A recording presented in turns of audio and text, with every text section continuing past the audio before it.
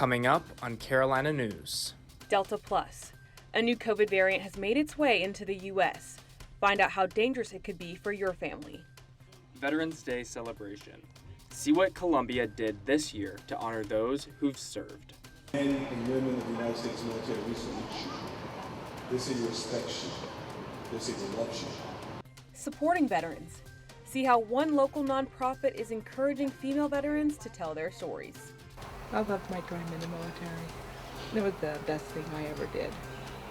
Nature investment. That's great for Columbia. It's definitely more of an attraction. Columbia's getting a $2 million facelift. Find out what improvements are coming to your favorite attractions. Carolina News starts now. From the University of South Carolina, your news, your sports, your weather.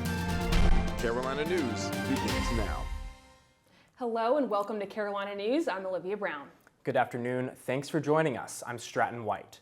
A new COVID-19 Delta variant was discovered by health officials, being called the Delta Plus. This new variant has already been found in 8 U.S. states, including as close as North Carolina. Our reporter Owen Duffy is live at Prisma Health with what you need to know about Delta Plus. That's right, Olivia. Although the CDC still has the primary Delta variant categorized more dangerously as a variant of concern, citing higher disease severity, reduced vaccine protection, and higher contagiousness rates, they said that people should still be aware of this new Delta Plus variant. It basically is a variant of a variant, okay, in the Delta lineage. And Dr. Anna Birch, an infectious disease specialist with Prisma Health in Columbia, said that this variant, called AY.4.2, potentially has the ability to spread even faster because of its mutations from the original variant. it basically is a variant of the Delta COVID that has 2 mutations in the spike protein, and that spike protein is the actual protein the virus needs to be able to attach and infect human cells. This Delta Plus variant has already been found in California, Massachusetts, Nevada, Florida, Washington State, Maryland, Rhode Island, and North Carolina. We're not as concerned about it yet. Doesn't mean that it won't be a problem in the future. The city of Columbia ended its mask mandate this week, along with Forest Acres and Casey. The SC Department of Health and Environmental Control continued to recommend people wear a mask. Vaccination. That is the best way to protect yourself from COVID. Which made sure to clarify that the danger of this variant is still unknown. The contagiousness of the virus is at a high level, but the severity right now still needs to be determined. She said that the real concern about this virus, and the COVID in general, is the unvaccinated population. And she said that seeing more research on this new Delta Plus variant is needed. Live from Prisma Health, Carolina News, I'm Owen Duffy.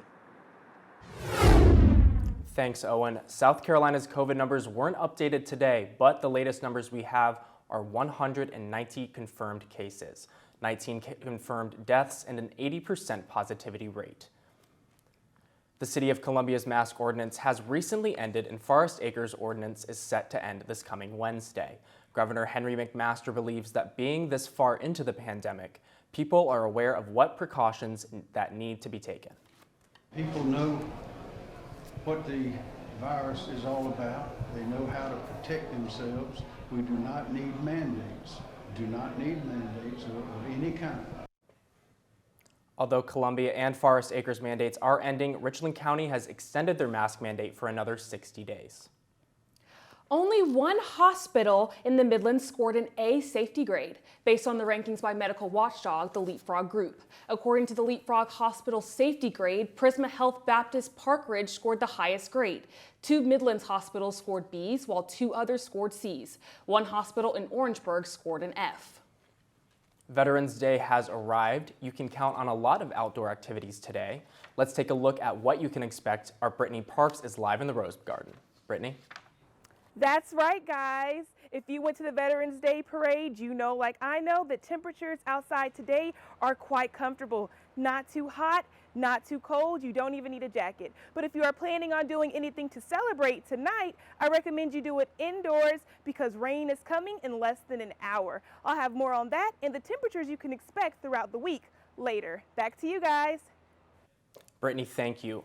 Well, today is Veterans Day, and one of Columbia's well-known traditions is back. The Veterans Day Parade returned to downtown after taking a pause last year for the pandemic. Our Flynn Snyder was at today's event and has more on how some veterans, the march is more than just a parade. A parade of pageantry today as hundreds took to the streets honoring former service members on this Veterans Day. It's a remarkable day. The weather held out. We just glad to be out here among the living. Veterans like David Roche lined the streets of downtown Columbia as service members, law enforcement, and soon-to-be military personnel honored their service. It's a way for the community to come together and show strength and commitment to a worthy cause, which is defending our nation. The parade, known as one of the largest in the Southeast, back for the 43rd year after being canceled last year for COVID. And with the return came the fanfare of motorcades and military bands marching down Sumter Street. Our other soldiers marching. Now, on top of the pageantry of today, some veterans that we spoke to said events like these are important because they build a sense of community, reminding them of the camaraderie they formed during their time in service. Today's parade showing the impact of the military on the state, with the nation's largest Army training base, Fort Jackson, close by, which is why outgoing Mayor Steve Benjamin spoke today to pledge his support. Men and women of the United States military, we salute you. They say you respect you. They say they love you. For some veterans, though, events like these force them to relive dark moments from their time in service. But Roche, who served in Operation Desert Storm, says it's important for him to be here. It brings back some good memories and some not so good memories. But what it does, though, is give me an opportunity to escape being among other people that share the same experiences. The community coming together to give the ultimate thank you.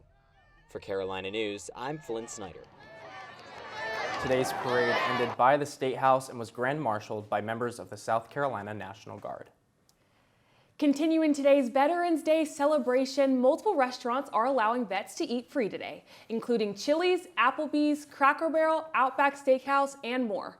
All veterans have to do is bring their military ID or proof of service to get a free meal. Today marks the 100th anniversary for the Tomb of the Unknown Soldier. For the first time since 1948, the public is allowed to approach the monument and lay flowers. This tomb served as a place to remember those that gave all in service to the United States, but were unable to be identified and returned for a proper burial. Veteran outreach programs are being relaunched at SC Thrive here in the Midlands. This nonprofit outreach organization is bringing back 4 veteran programs after months of the pandemic stopping in-person veteran interactions.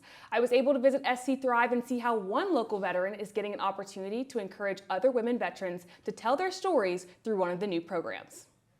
Oh, well, thank you very much. SC Thrive, a nonprofit organization, is relaunching their veteran support programs after months of the pandemic removing in-person veteran interactions. The 4 main programs are mental health courses, women veteran support groups, veteran guide programs, and the Veteran Salute program. Rochelle Langston, a veteran honored by SC Thrive, feels as though specifically the women's support group will allow her to relate to other women veterans who are older and pass down knowledge to those younger. Tell your story, because each generation has paved the way for the next. And I don't think a lot of the young women veterans realize or know what women veterans had to go through to get to where they are now. I also sat down with Eva Shockey. She's a U.S. veteran and also the Veterans Program Manager here at SC Thrive. She's the mastermind behind bringing these programs back through the nonprofit amidst the pandemic. And she also talked to me a little bit more specifically about how the Women's Support Group is allowing for women veterans all across South Carolina to have their voices heard on a more personal level. Once you get the rhythm and you actually start talking to people and they just want to be listened to and heard, not even validated, just listened to.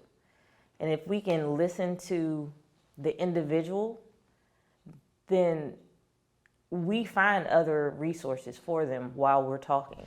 Shockey knows that not every program can fill every need for veterans, but does know that SC Thrive can at least be a bridge to gain a veteran friend. My hope and prayers for the Veterans Program is to meet every veteran where they are and then giving them the resources. And if they don't need the resources, just to connect with them, because connection is key. I loved my time in the military. It was the best thing I ever did. The nonprofit hopes that with their efforts to offer these programs on a consistent basis after the pandemic, it can create a stronger veteran community in South Carolina. Thank you. No Thank problem. you Nice to meet you. for your attention.